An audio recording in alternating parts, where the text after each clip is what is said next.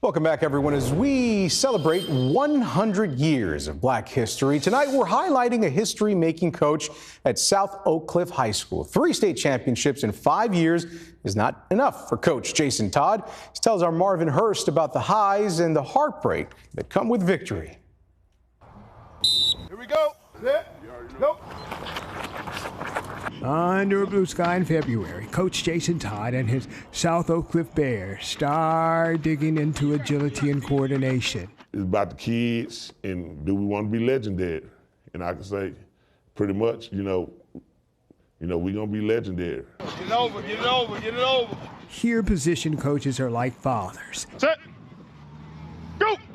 Todd considers himself the head coach and grandpa. I think I have a talent of being able to reach people from different backgrounds and different understandings because I can relate to all of them at the end of the day. In 5 years, Todd's Bears have wrapped their claws around 3 state championships. The parades and celebration may be due, but the 49-year-old hasn't lost sight of the sacrifice. We went through a lot of stuff that a lot of people don't understand, from being moved to a temporary school, the kids not being in a normal flow, no place to really practice, no true weight room.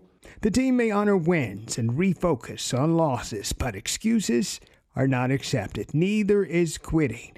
In the picture of victory, Todd is seen with his players, but there is one who is not in the stands or on the sidelines for this notable coach: his mother. What she went through, she had multiple sclerosis and passed away early.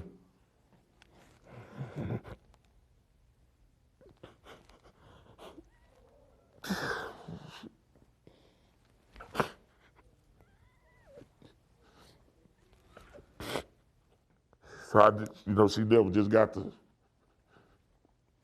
see what I turned out to be. Before taking the South Oak Cliff job in 2015, Todd found himself at the familiar intersection of victory and loss. My grandfather, grandmother, and mother, they all died like in a 15-month, window. It was tough.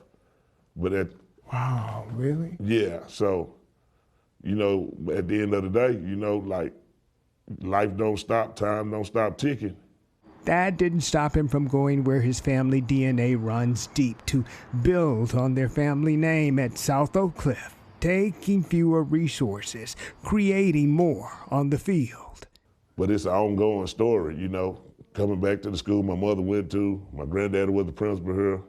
Family passion and selflessness, he says, drive the success of the big personality who can surprisingly be inward. Are you telling me, are you an introvert? Yeah, probably in a way, at times, yeah, unless I'm around. That's hard to believe. Yeah, I'm really an introvert, probably unless I'm around people that I really, really know and mess with. Todd, a native of Dallas, recalls his younger self and fellow athletes keeping straight at the advice of people from the street. For him, he says, it was the impact of the scandalous Carter High School robberies of 1989, following a state championship run in '88. 6 football players were convicted and sent to prison. There were eligibility and grade-changing accusations that stripped the high school Cowboys of their title. And yeah, so I was actually in the courtroom, and that probably was the biggest thing that kept me out of a lot of stuff. And it may have been some of that same energy that went into a pregame speech the day before the Bears secured their 3rd straight title in December. Long after the game, Dallas police say Xavier Mayfield, a football player, accidentally shot a teammate who survived. Family members say he's partially paralyzed. Mayfield was arrested. He's out of jail on bond, facing the possibility of trial. The one thing, if I could go back, the one thing in that meeting that I would tell them was that I know we're going to be successful. I know we're going to win tomorrow.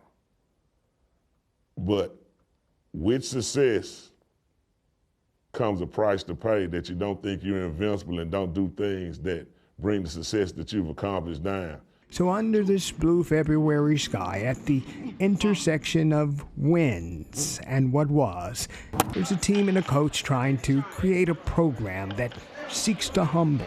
It comes with hurdles on the field where players wander in like cubs and could leave as strong as a bear. In our mind, we still the underdog. We still hungry. Marvin Hurst, CBS News, Texas.